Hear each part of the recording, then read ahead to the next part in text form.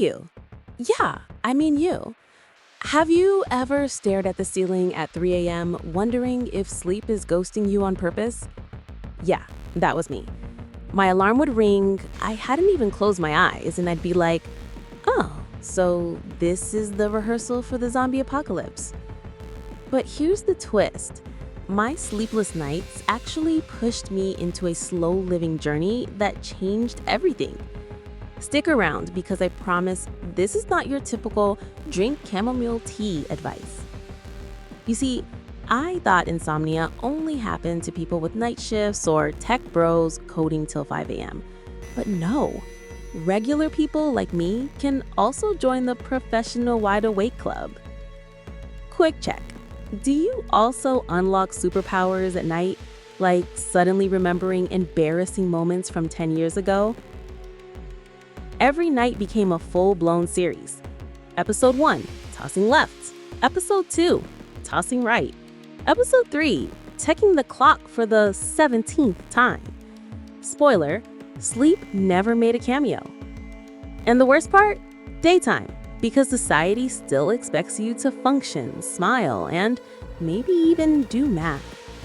I once tried attending a meeting after zero sleep. My brain was buffering like Nigerian Wi-Fi. Someone asked me a question and I literally answered with silence. Premium embarrassment unlocked. Tell me I'm not the only one who's ever tried to type an email while half asleep and ended up writing, "Dear rice cooker." So naturally, I started looking for answers. The internet said, turn off screens before bed. Me scrolling that advice at 2 a.m. on TikTok. Tried warm milk. Nope. Lavender oil. My room smelled like an old perfume store. Meditation. I ended up meditating on why my neighbor's dog never sleeps either. Honestly, it felt like every cure was mocking me. But here's where the story flips. Insomnia forced me to slow down. And slow living didn't just help me sleep, it gave me peace in places I never expected. Instead of fighting sleepless nights, I started leaning into them. I swapped doom scrolling for journaling. Instead of binge watching, I'd light a candle, play calm music, and write whatever nonsense my brain was screaming. And here's the shocker. Sometimes the nonsense turned into actual solutions. Like, I finally remembered where I left my missing socks. And more importantly, I realized my body wasn't broken. It was just begging for calm. Slow living taught me to treat life like tea. Sip it, don't chug it. I started waking up earlier, not because I slept more, but because I stopped rushing. Imagine me strolling through mornings while the old me was in a daily Olympics of find your keys in 3 seconds. Before slow living, I'd eat breakfast like I was in a food eating contest. Now, I actually taste my bread. Revolutionary, right? And here's the crazy part. The less I stressed about sleep, the more my body actually slept. Who knew? Turns out, insomnia's biggest enemy is not melatonin, it's chill. I built little rituals, not complicated, just simple stuff like dimming lights, brewing tea, stretching like a lazy cat. It sounds small, but it's like telling your brain, hey buddy, it's wind down time.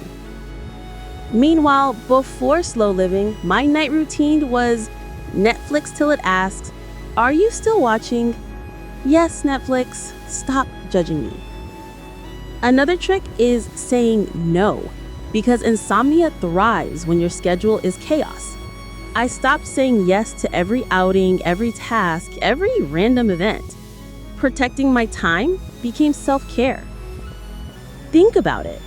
Half the stress keeping us awake isn't insomnia. It's that, why did I agree to do this nonsense tomorrow? Though sometimes my TED Talks are just me arguing with an imaginary person from 2015. And guess what? I always win.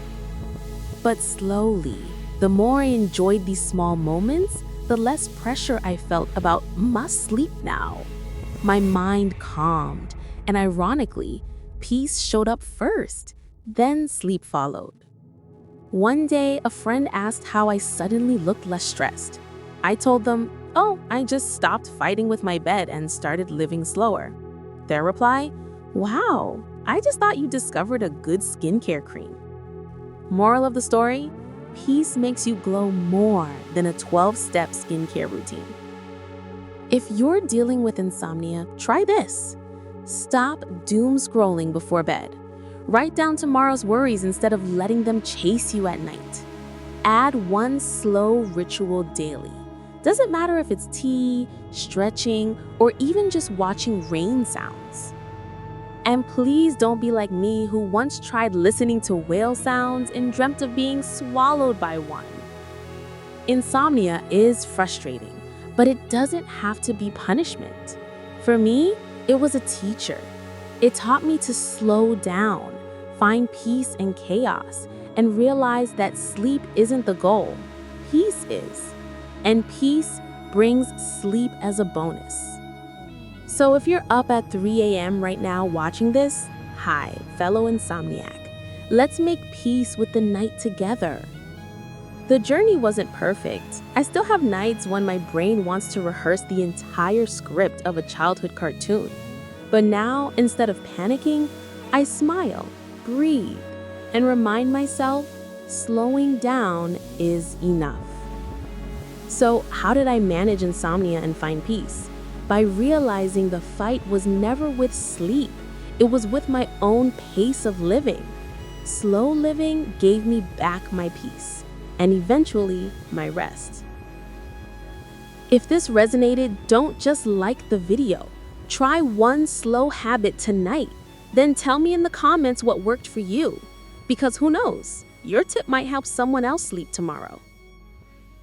Remember, slow down, find peace, and maybe finally sleep.